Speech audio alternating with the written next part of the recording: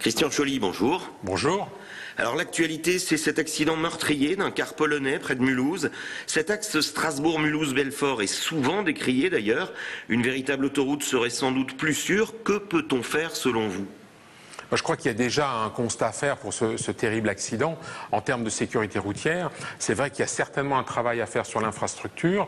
Pourquoi ? Parce qu'on a une politique de sécurité routière qui ne doit pas être focalisée exclusivement sur le comportement du conducteur. Sous toute réserve, on voit là qu'il y a dans ce cas-là ni alcool, ni stupéfiant, ni excès de vitesse, mais tout simplement peut-être un problème lié à l'autocar lui-même ou un problème lié aux infrastructures. Donc on voit qu'on a un travail global à faire. Oui, il faut s'interroger sur le fait de savoir si les conditions de trafic, si l'infrastructure est parfaitement adaptée à la densité du trafic auquel ce secteur doit faire face. Alors parlons-en de cette densité de trafic. C'est un facteur de danger, en tout cas un facteur de sentiment d'insécurité pour les automobilistes sur cet axe nord-sud alsacien.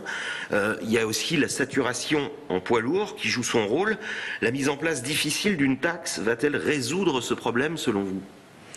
On peut en tout cas espérer que la mise en place de la future taxe va rééquilibrer la situation entre le côté allemand, donc où la Maut a entraîné effectivement une augmentation du trafic poids lourd pendant un certain nombre d'années du côté alsacien, et donc les autorités parient effectivement sur un rééquilibrage de ce trafic poids lourd. Pour autant, il faut être tout à fait clair, on a une demande globale de mobilité générale qui augmente, que ce soit en matière de transport de marchandises, en transport de personnes.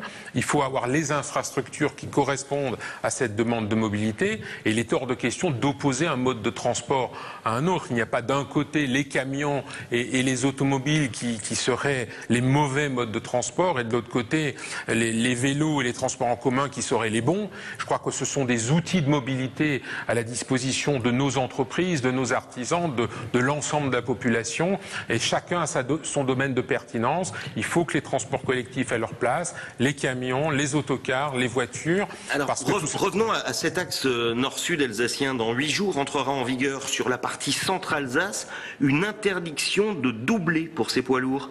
Est-ce que ça va vraiment améliorer la fluidité du trafic alors que ça ne porte que sur 26 km en tout ? Alors c'est une expérimentation qui a lieu. Il y a d'autres pays européens qui l'ont déjà pratiqué.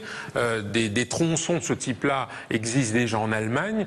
Je crois qu'il faut surtout, cette mesure est surtout destinée au-delà de tenter d'améliorer la fluidité du trafic, d'améliorer les questions de sécurité routière pour éviter les situations problématiques. On verra à l'usage si ce type de mesure peut être, je dirais, étendu à d'autres tronçons ou non. Mais est-ce que les contrôles pourront être véritablement efficaces dans ce domaine ? Parce que la traversée de Strasbourg, par exemple, est déjà concernée par cette interdiction de doubler pour les camions.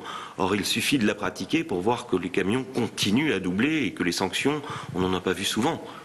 Comme dans beaucoup de domaines, les sanctions sont souvent difficiles à mettre en œuvre pour des raisons techniques, mais je crois qu'il y a également un effort d'information et de formation à faire. Lorsqu'on explique effectivement à un moment donné qu'il est essentiel de respecter telle ou telle limitation, telle ou telle interdiction, je crois que au-delà des professionnels, au-delà de l'ensemble des automobilistes, je crois que tous les utilisateurs de ces tronçons doivent être conscients qu'on a un axe qui est particulièrement utilisé et qui doit être à la disposition de tous. Donc on voit très bien lorsqu'on a le moindre accident, la moindre panne, la moindre défaillance d'un véhicule sur cet axe, les encombrements et la congestion qui s'en suivent. Donc je crois, là également, effort d'information, de formation, et si ça ne suffit pas, hélas, un petit peu de répression. Christian Choly, merci. Merci.